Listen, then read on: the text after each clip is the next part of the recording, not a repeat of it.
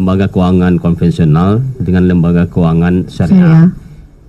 Lembaga keuangan konvensional dia memakai sistem riba. Sistem riba. Kenapa? Karena memberikan pinjaman kemudian pembayarannya itu melebihi pinjaman tersebut atau disebut juga bunga. Nah, dalam Islam riba itu adalah meminjam sesuatu pinjaman dengan pembayaran lebih. Nah, ini definisi riba. Pinjaman dengan pembayaran lebih dari pokok pinjaman tersebut. Jadi kalau dipinjam misalnya 100.000, kemudian harus bayar di awal sudah ditentukan, dari awal akad sudah ditentukan, nanti bulan depan bayarnya ya 110.000. Nah, ini lebih 100.000 yang dipinjam, bulan depannya sudah ditentukan dari awal 110.000. Berarti lebih 10.000. Nah, 10.000 inilah riba. Nah, ini yang diharamkan dalam Islam, riba. Hukum riba kan haram hukumnya. Iya, tapi kalau keuangan syariah misalnya? Nah, keuangan syariah berbeda dia. Keuangan syariah tidak menerapkan sistem pinjaman dengan pembayaran lebih. Nah, jadi lembaga keuangan syariah, misalnya contoh bank syariah. Nah, misalnya ini perbankan syariah. Nah, jadi perbankan syariah dia tidak menyediakan produk pinjaman dengan pembayaran lebih, tidak. Kalaupun ada dia tapi menggunakan bagi hasil, sharing profit. Nah, jadi menggunakan produk akad musyarakah kerjasama atau mudharabah juga kerjasama dalam bentuk kasih modal. Nah, nanti ada perbedaan antara musyarakah dan mudharabah. Tapi keduanya mudharabah itu bagian daripada musyarakah. Nah, kemudian jadi di keuntungan itu atau dengan menggunakan jual beli bai'ul murabahah, jual beli keuntungan dengan dapat untung. Nah, disinilah kemudian perbedaan antara bank konvensional dengan bank syariah. Jadi bank syariah tidak menggunakan pinjaman dengan pembayaran lebih. Jadi sharing profit itu atau sharing bagi hasil itu keuntungan yang diperoleh dari kerjasama masyarakat tadi, kerjasama mudharabah itu kerjasama juga. Ini dari segi bagi hasil. Tapi dari segi satu lagi ada yang mirip seperti bank konvensional, yaitu bunga. Yang sebagian orang, yang kebanyakan orang semuanya tidak memahami ini. Jadi semua orang berpikir sama saja antara konvensional dengan syariah karena sama-sama bayaran lebih. Jadi sama-sama kelihatannya juga bunga.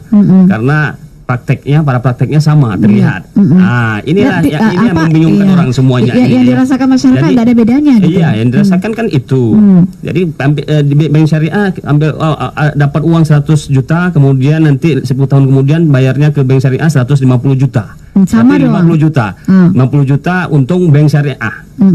Karena dalam waktu 10 tahun itu sebetulnya 50 juta, 150 juta yang harus dikembalikan. Berarti kan lebih. Nah, konvensional kan gitu, udah jelas. Konvensional udah jelas tuh. Jelas itu udah lebih dia bayarnya. Namanya bunga. Baik. Nah, sebenarnya di sinilah kelihatan prakteknya sama. Ini ibarat tapi sebenarnya tidak sama.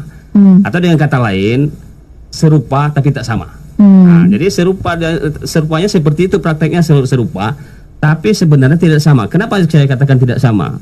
Karena dalam bank syariah dia tidak menggunakan akad pinjaman, tapi menggunakan akad musyarakah atau mudharabah atau bai'ul murabahah. Nah, dalam yang hampir sama dengan tadi adalah bai'ul murabahah, jual beli murabahah. Jual beli murabahah itu adalah jual beli dengan keuntungan. Jadi bank melakukan jual beli dengan nasabah. Dia ambil untung 50 juta. Pembayarannya cicilan selama 10 tahun. Jadi untung bank 50 juta. Nah, 50 juta ini bukan dari bunga atau tambahan pinjaman, tapi dari jual beli. Kalau jual beli, boleh nggak saya jual sama ibu? Saya beli. Jadi jual beli murabahah adalah jual beli dengan mengambil keuntungan tertentu yang sudah disebutkan berapa modalnya dan berapa keuntungannya. Nah, bank sudah menyebutkan modalnya 100 juta.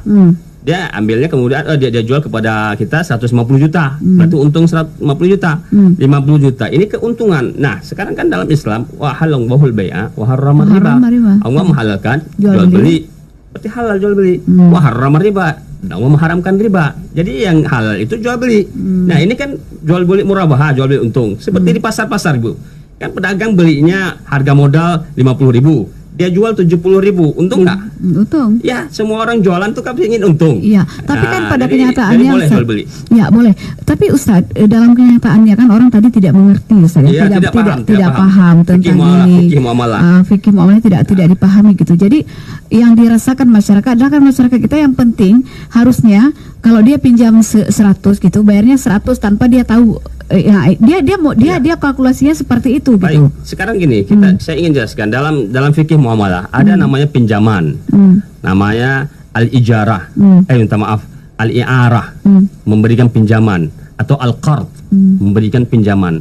Nah, dalam Islam yang dibolehkan al-qardul hasan, yaitu memberikan pinjaman tapi tidak mengambil untung. Jadi pinjaman tidak mengambil untung itu hukumnya boleh. Ini permasalahannya. Jadi ini disebut al-qardul hasan. Jadi dalam fikih muamalah, dalam syariah, konsep syariah, ini disebut al-qardul hasan, yaitu peminjaman dengan pembayaran tanpa ambil untung, tanpa lebih, tidak lebih atau tidak ada bunga. Nah, jadi kalau pinjam 100.000, berarti nanti setahun depan bayaran 100.000 juga. Jadi tidak ada lebih. Nah, disinilah namanya ini dibolehkan. Ini qardul hasan namanya dalam fikih muamalah atau dalam syariat Islam. Nah, kalau ini malah dianjurkan. Jadi bukan hanya dibolehkan, karena ini sifatnya tolong menolong, ta'awun. Tolong menolong orang yang lagi membutuhkan uang, butuh uang. Nah, dalam perbankan syariat Islam, dalam perbankan syariah tidak bisa semuanya dikasih begitu mereka praktekkan. Mereka tidak menyediakan pinjaman seperti itu, karena kalau begitu nanti semuanya diberikan begitu bisa collab bank. Bisa bank bangkrut. Karena jadi mereka operasional butuh gitu ya.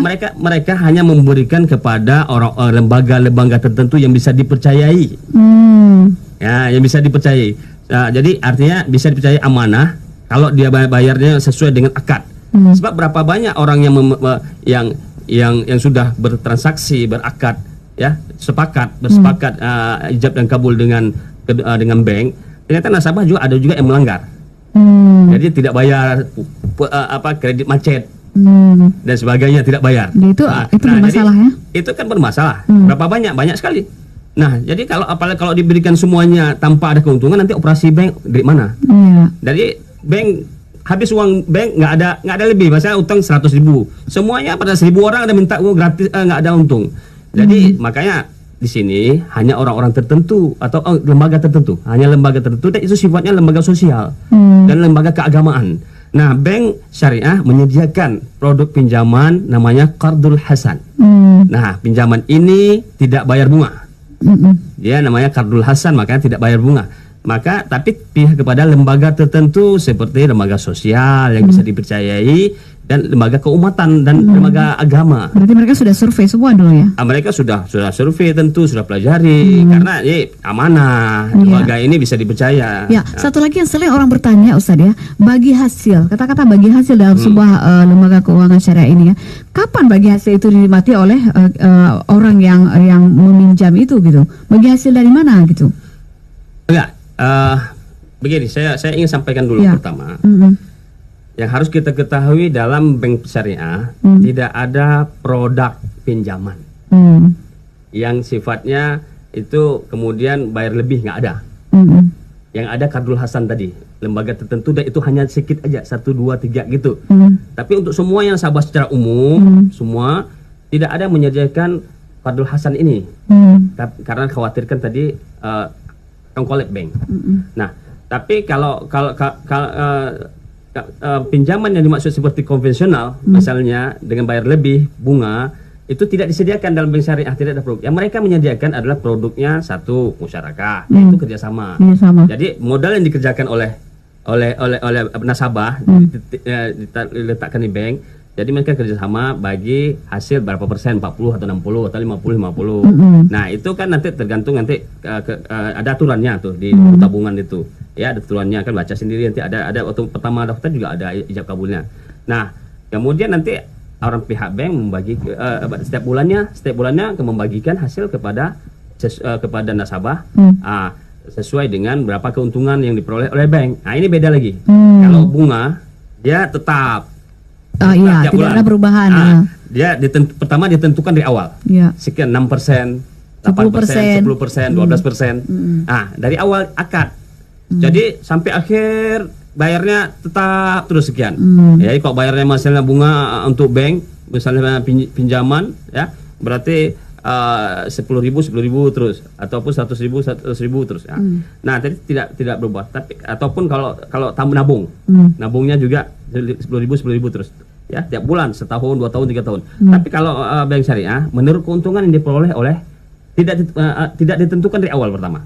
Tidak ditentukan dari awal berapa itunya. Ya, paling ditentukan persen pertama, ya 40-50. Tapi maksud saya tidak tetap ditentukan. Nah, nanti bisa jadi tergantung kepada kondisi, situasi. Ini namanya kan kerjasama kan? Kerjasama kan bisa untung, bisa rugi. Iya. Nah, tapi kemungkinan rugi kurang kalau diperbankan. Yang kemungkinan peluang besar adalah untung. Karena mereka sudah tetap ada tempat-tempat investasi yang tetap, yang pasti, jelas, menguntungkan. Nah, itu mereka mendapatkan keuntungan itu yang sudah jelas, ya sudah yakin, optimis. Maka menurut keuntungannya bisa jadi pertama kita dapat 50.000 misalnya hasil yang kita peroleh, ya dari bank misalnya 100.000, kita 50.000. Nanti bulan depan bisa jadi 60.000 kita. Jadi tergantung ya. Jadi bisa jadi 60, bank dapat juga 110.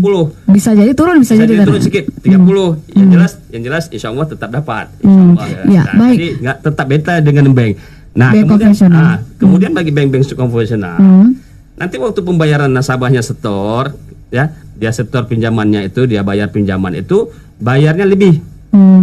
Bayarnya lebih. Jadi itu yang disebut bunga. Nah, ya, itulah yang haram ya. Bunga ini yang haram sebab pinjaman dalam Islam, pinjaman yang melebihi pembayaran, ya yang dibayar lebih itu adalah riba. Berdasarkan apa? Hadis Rasulullah. Hadis Rasulullah SAW, manjarra naf'an, kullu qardin jarra naf'an fahuwa riba. Setiap pinjaman yang mengambil manfaat atau keuntungan, maka itulah riba. Jadi hadis Rasulullah mengatakan seperti itu. Inilah jadi definisi riba. Ini jadi definisi riba. Inilah syariah. Inilah syariah namanya, prinsip syariah. Jadi Nabi sudah buat kaidah ajaran Islam bahwa kullu qardin jarra naf'an fahuwa riba. Setiap pinjaman tuh, bukan jual beli. Setiap pinjaman yang mengambil manfaat atau keuntungan, fahuwa riba, itulah riba kata Nabi SAW. Nah, ini meskipun hadis ini para ulama mengatakan hadisnya dhaif. Tapi kan dalam persoalan muamalah ini kan khilafiyah. Ulama ada mengatakan boleh dengan dhaif, ada mengatakan tidak boleh, ada mengatakan dengan syarat. Baik, itu nggak masalah berarti menurut sebagian ulama lain. Tapi meskipun dhaif, katakan misalnya dhaif, hadisnya lemah. Tapi ini maknanya betul, maknanya benar, sesuai dengan Al-Qur'an, wa halallahu al-bai'a wa harrama riba, dan ayat-ayat tentang larangan riba. Sesuai dengan Al-Qur'an berarti maknanya benar. Jadi boleh diamalkan. Dan ini juga termasuk perkataan sebagian ulama mengatakan itu bukan hadis Nabi. Itu adalah sebagian ulama. Sebagian ulama lagi mengatakan itu bukan hadis Nabi, tapi adalah ini perkataan para sahabat, Ibnu Mas'ud, Ibnu Abbas dan sebagainya. Berarti tapi hadis dari perkataan mereka itu sahih, disebutkan oleh Imam Bukhari dan imam-imam yang lainnya dalam kitab hadis mereka itu sahih. Jadi yang sahih itu adalah perkataan sahabat. Kalau hadis ini adalah hadis Nabi, hadis dhaif, tapi maknanya menurut para ulama semuanya meskipun dhaif, lemah, tapi maknanya ini betul sesuai dengan ajaran Islam, sesuai dengan Al-Quran, dan sesuai dengan perkataan ulama. Ya, baik. Nih Ustadz, kita tahu ya, kalau menurut Ustadz, apa yang terjadi saat ini di Aceh misalnya ya, apakah bank-bank syariah, katakanlah semua sekarang yang ada lembaga syariah, pegadaian syariah, koperasi dan sebagainya, apakah sudah benar-benar dilakukan sesuai dengan syariat, sesuai dengan apa yang dikehendaki oleh masyarakat, atau memang karena sebagian orang mengatakan itu syariah-syariahan aja, lipstik aja di depan, di dalamnya enggak. Nah, apakah sudah benar sepengetahuan Ustadz? Baik, saya ingin sampaikan tadi bahwa masih banyak masyarakat yang tidak memahami fikih muamalah atau fikih ekonomi Islam, sehingga mereka mengatakan seperti itu. Jadi karena mereka tidak paham apa itu riba, mereka tidak paham musyarakah, mereka tidak paham mudarabah, tidak memahami kemudian bai'ul murabahah, ijarah bitamlik, kemudian ijarah muntahiyah bitamlik ataupun musyarakah muntahiyah bitamlik, wadi'ah. larangan riba, tidak tahu apa itu riba dan sebagainya dan sebagainya. Apa itu qardul hasan juga tidak paham. Ini semua istilah, ini adalah semuanya istilah-istilah dalam fikih muamalah. Dan juga ini adalah semuanya praktek muamalah dalam prinsip berdasarkan prinsip Islam. Ya, ini semuanya dibolehkan kecuali riba. Berarti kalau masyarakat tidak tahu, tidak kita paham, akhirnya timbulnya seperti ini. Nah, kalau kita paham seperti ini, apakah sosialisasi ke masyarakat kan tidak cukup? Ya, ini kan dia. Jadi kan sebenarnya terletak pada permasalahan sebenarnya sosialisasi harus digencarkan. Jadi sosialisasi tentang LKS ini mesti digencarkan oleh pemerintah Aceh beserta dengan stakeholder, ya, termasuk OJK, termasuk DSA Dewan Syariah Aceh, DSI Dewan Syariah Islam, dan bekerjasama kemudian dengan OJK, dengan perbankan Islam, perbankan Syariah di Aceh, Bank Aceh misalnya, Bank Aceh, Bank Syariah, BPRS, yang lain-lainnya sebagainya, kan banyak itu. Bank Syariah sini itu kerjasama seharusnya untuk saling menguatkan, mendukung syariat Islam dengan menggencarkan, meningkatkan atau mengoptimalkan sosialisasi. Sebab saya lihat masyarakat perlu dicerdaskan, karena masih banyak yang tidak paham syariat Islam, masih tidak paham syariat fikih muamalah ini. Jadi ini sumber masalahnya. Akhirnya apa? Pemahaman yang timbul sama aja. Bank syariah ambil untung bunga, bank konvensional ambil untung bunga. Bank syariah juga bahkan lebih parah lagi, kata mereka. Bank syariah lebih parah lagi, lebih banyak lagi ambil untungnya. Dia mengatakan menjajah lagi karena semua nggak ada saingan, monopoli, sistem monopoli katanya. Menjajah berarti nggak ada saingan. Kemudian ada mengatakan pemerasan sampai tinggi kali, yang diambil keuntungannya besar kali. Jadi pemerasan dianggap. Jadi apa kata-kata stigma negatif ini yang sebenarnya tidak baik, tidak patut dikatakan seperti itu karena kebodohan kita atau ketidaktahuan kita, ketidakpahaman kita. Jadi sebenarnya kita jangan terlalu berlebihan lah dalam menilai bank syariah kalau kita tidak paham. Belajar dulu, baru berkomentar. Jadi tidak semua orang berhak berkomentar. Persoalannya ini kan kita kan berbicara syariah, nanti kan jelek syariah. Akhirnya kita tolak syariat Allah kan bagaimana hukumnya?